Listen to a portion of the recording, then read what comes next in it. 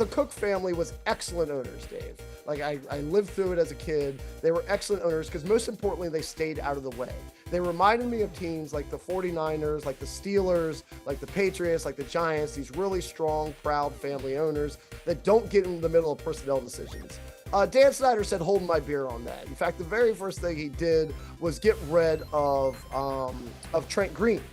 So he started the quarterback carousel, wanted to bring in bigger names. Trent Green then leaves and goes to the Los Angeles Rams, where he gets hurt, and a man named Kurt Warner steps in and launches the greatest show on turf. That is not a Cook move. That is a Snyder move. So let's start there. The thing you have to do retroactively, because this is a something I've picked up lately. I mean, obviously, I was in on Joe Gibbs while it was happening back in the 80s, and he always deserves a shout. But very often, you'll hear his name left off of the greatest coaches of all time list.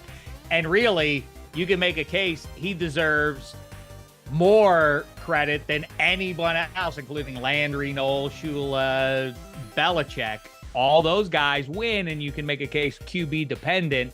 Joe Gibbs wins 3 Super Bowls in 1 decade with 3 different cats under center.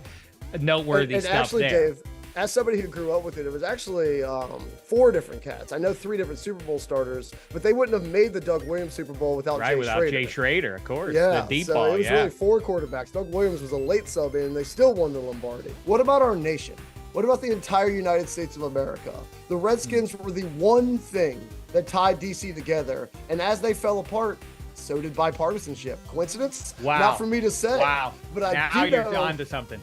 But I do know that DC would have had a new stadium in it years ago if not for Snyder. And just like my childhood, it would have bound people together in those stands and instead of having them spread far apart. So did Snyder destroy America? I say yes.